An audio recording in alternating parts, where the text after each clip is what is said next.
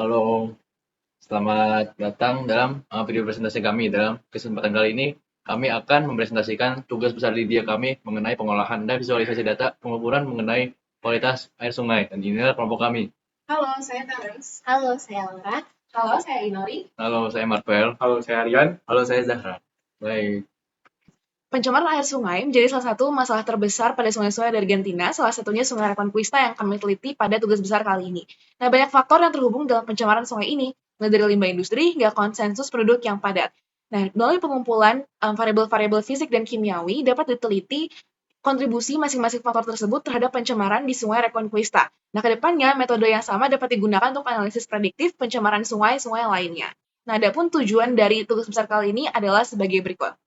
Pada penelitian kali ini, kami menggunakan data dengan format CSV dan ukuran file sebesar 20 MB. Dan di sini data yang kami gunakan itu memiliki 218 baris dan juga 16 atribut. Dan ini sesuai dengan kriteria yang telah ditetapkan, yaitu 5 atribut dan 60 baris. Nah, untuk metode pengolahan data sendiri, kami di sini menggunakan metode PPDAC, yang merupakan metode yang umum biasanya digunakan untuk literasi data. Yang pertama, itu problem, di mana kami mendefinisikan masalah, dan kemudian plan, di mana kami merencanakan analisis, kemudian bagian data, di mana kami melakukan preparasi data, kemudian di bagian analisis, yaitu kami menganalisis data yang sudah ditetapkan, dan conclusion adalah penarikan kesimpulan dari data-data yang sudah dianalisis sebelumnya. Sehubungan dengan hal tersebut, untuk pertanyaan penelitiannya sejumlah 5, yaitu sebagai berikut. Nah, untuk menyajikan data penelitian, disajikan dalam bentuk statistik deskriptif, yaitu data yang meringkas, menyajikan, dan mendeskripsikan agar dapat menggambarkan distribusi data dengan lebih mudah. Nah, untuk jenisnya sendiri ada 2, yaitu parameter dan juga bentuk, sebagai berikut.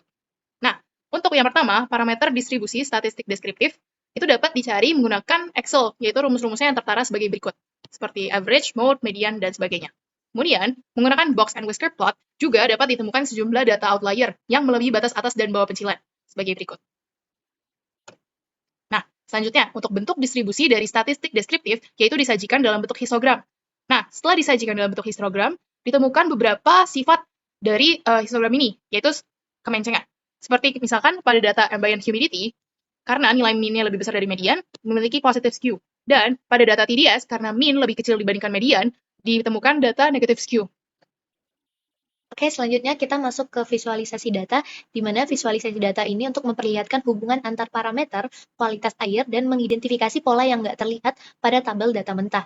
Nah, proses pembuatan grafik ini secara umum adalah sebagai berikut, sehingga dari cara tersebut didapatkan grafik korelasi tiap variabel terhadap tanggal pengambilan data. Ada dari ambient temperature, sample, pH, hardness, dan sebagainya.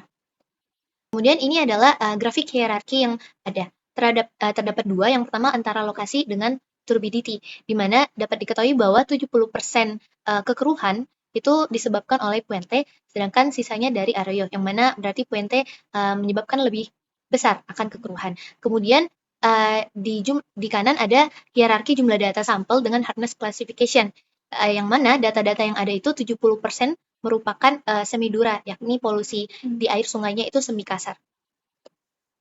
Selanjutnya kami melihat beberapa pola menarik antar variabel yang terjadi, di mana yang pertama itu adalah sample temperature dengan dissolved oxygen. Jadi ketika suhu sungai tinggi, justru oksigen yang terlarutnya itu rendah. Kemudian ada turbidity dengan TSS, di mana kekeruhan air akibat padatan tersuspensi jika tinggi itu akan berbanding lurus dengan total padatan yang tidak larut dalam air juga tinggi. Kemudian ada ambient temperature dan sample temperature yang berbanding lurus. Ketika suhu lingkungan itu meningkat, maka suhu sungai juga akan meningkat.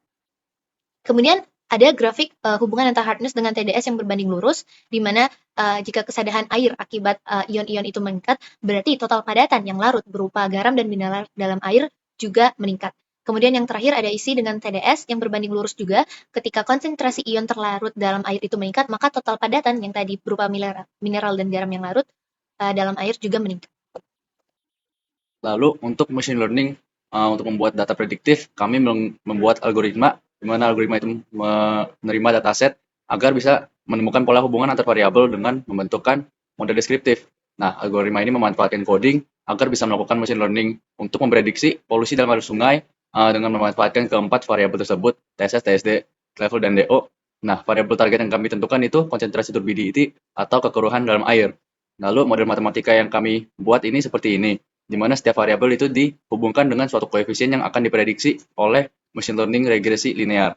Contohnya ini input datanya, dan ini akan diperoleh prediksi turbidity berikutnya, yaitu sebagai berikut. Yang terakhir, di sini ada kesimpulan. Dari data yang telah kita analisis, didapatkan kesimpulan sebagai berikut. Yang pertama, turbidity adalah variabel yang paling deskriptif dalam merefleksikan tingkat polusi di aliran sungai. Lalu, lokasi pengambilan sampel terbukti memengaruhi data yang diperoleh, di mana anak sungai atau arroyo lebih sensitif dibandingkan sungai besar atau puente. Lalu, pengintegrasi model prediktif melalui pemrograman dan model regresi linear sederhana yang mampu memprediksi variasi polusi dalam aliran sungai. Lalu, terdapat juga saran untuk analisis kedepannya. Yang pertama, peneliti mampu meningkatkan kemampuan prediksi menggunakan pemodelan yang lebih baik. Dan yang kedua, data yang dikumpulkan harus diperkaya dengan data penyebab polusi dari eksternal. Berikut ini adalah daftar pustaka yang kami gunakan. Terima kasih. Terima kasih.